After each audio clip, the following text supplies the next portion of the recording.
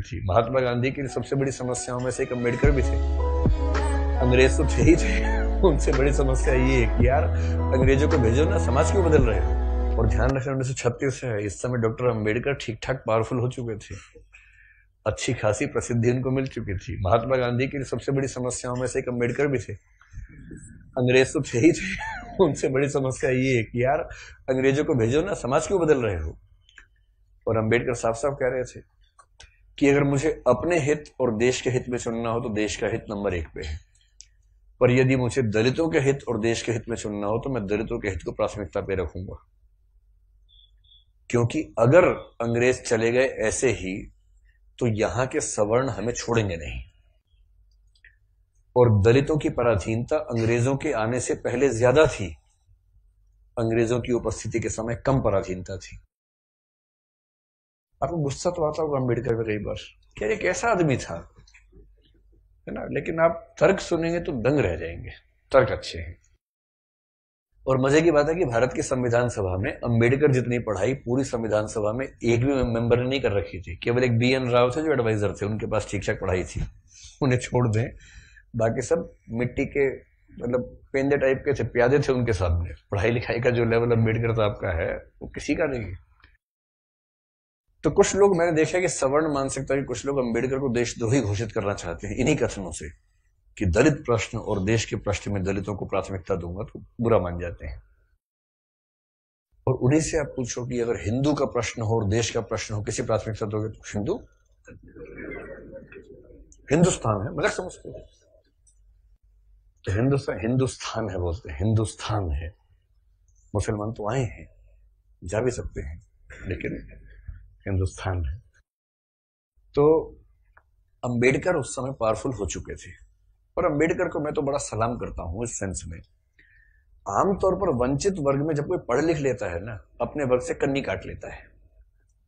Reservation का सबसे बड़ा दुख ये है, रिजर्वेशन का सुख ये है कि वंचित वर्गों के लोग आने लगे हैं सत्ता में, और जैसे ही एक गांव से एक बच्चा, दलित बच्चा IAS बनता है ना, पूरा गांव IAS बन जाता है। आरक्षण के वित्तीय लाभ केवल उस व्यक्ति को मिलते हैं जिसको आरक्षण मिला है, पर सामाजिक राजनीतिक लाभ पूरे गांव, पूरे कुनबे, पूरे कस्बे, पूरे शहर को मिलते हैं। कि हमारे गांव का चंदू IAS बना है, और चंदू वर्ग में मान लीजिए SC ST में आता है, उस दलित जाति के उस गांव के और आसपास के 100 गांव के सब व्यक्तियों के पास कॉन्फिडेंस आ जाता है। कुछ बिगड़ा, चंदू को फोन लगा दिया, चंदू बिटवा देखिए जरा।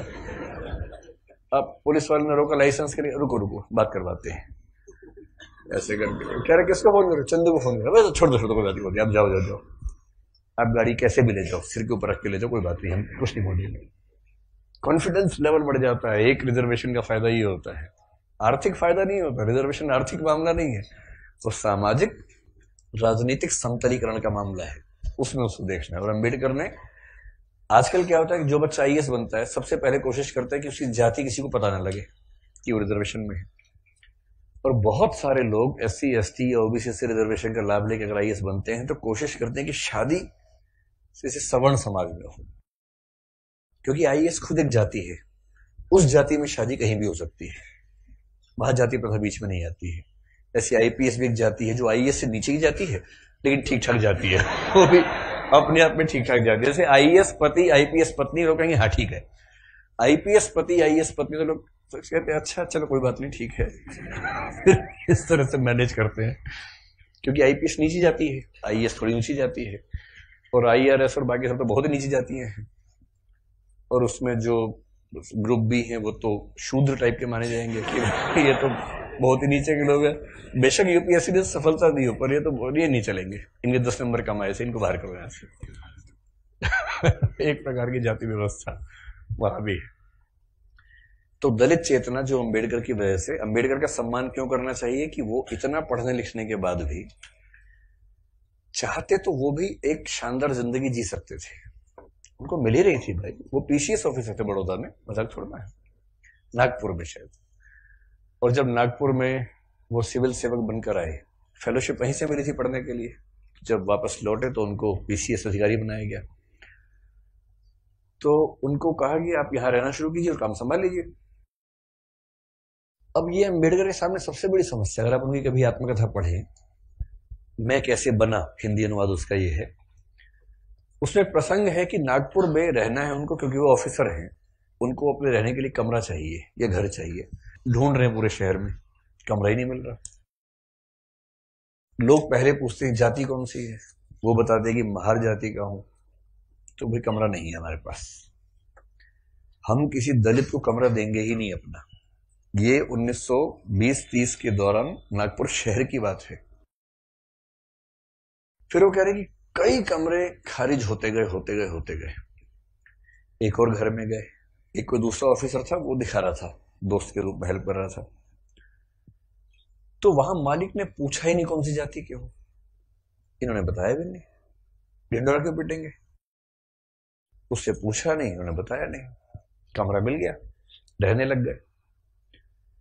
और फिर वो देखते हैं कि एक दिन अचानक सुबह उठा तो बहुत शोर मचा हुआ था, मुझे लगा पता नहीं क्या हो गया, खिड़की से नीचे देखा तो हजारों की भीड़ हाथ में डंडे भाले हथियार लेके खड़ी हुई थी। उनको पता लग गया था कि एक दलित आदमी इस घर में रहता है और वो भीड़ मेरा कत्ल करने के लिए आई थी। और उसके बाद कुछ दोस्तों की मदद से पता नहीं पीछे के दरवाजे से कहां से किसी तरह से उनकी जान बचा के भगाया गया उनको। इस दौर से वो गुजरे थे। ये उसी देश की बात चल रही है, सारे जहां से अच्छा हिंदुस्तान हमारा, हम बुलबुलें हैं इसकी, ये गुलसिता हमारा, उसी की बात चल रही है। किसी और देश, पाकिस्तान की बात नहीं चल रही है, उसमें पाकिस्तान था ही नहीं, पाकिस्तान पेट में था उस समय अभी हुआ नहीं था, मतलब होने वाला था, अभी नहीं हुआ था। तो उस देश की बात है। और जब वो स्कूल में पढ़ते थे तो स्कूल में पढ़ते इसलिए थे कि उनके पिता सरकारी नौकरी में थे, तो थोड़ा सा ठीक स्थितियां थी उनकी, इसलिए स्कूल में एडमिशन मिल गया। पूरे स्कूल में एक दलित बच्चा था बस, B.R. अम्बेडकर, बस, बाकी सब सवर्ण बच्चे थे। अब दलित बच्चा कैसे हैंडल करे, वो पानी पीने जाएगा, पानी को छू देगा, पानी पवित्र हो जाता है, उसमें हीलियम आ जाता है हाइड्रोजन की जगह। उसके बाद जैसे दलित बच्चा छुएगा हाइड्रोजन के गुण बदल जाएंगे उसपे। तो एक व्यवस्था थी कि भाई पानी पीने की एक जगह थी सबके लिए, एक अलग से मटका था अम्बेडकर के लिए, अलग से रखते थे दूर, उनको वही पीना है और मटके को हाथ नहीं लगाना है। अब कभी कभी क्या हुआ, कई बार ऐसा हुआ कि जो आदमी पानी की व्यवस्था करने के लिए तैनात था वो छुट्टी पर चला गया, एक दिन 2 दिन आया ही नहीं। अब इसको प्यास लग रही है, बाकी बच्चों के पास पानी पीने को, इसको पानी पीने को नहीं है। कई ऐसे दिन गुजारे स्कूल में जब उनको पीने को पानी मिलता ही नहीं था। चेतना ऐसे बनती है, ये सब झेलने के बाद बनती है।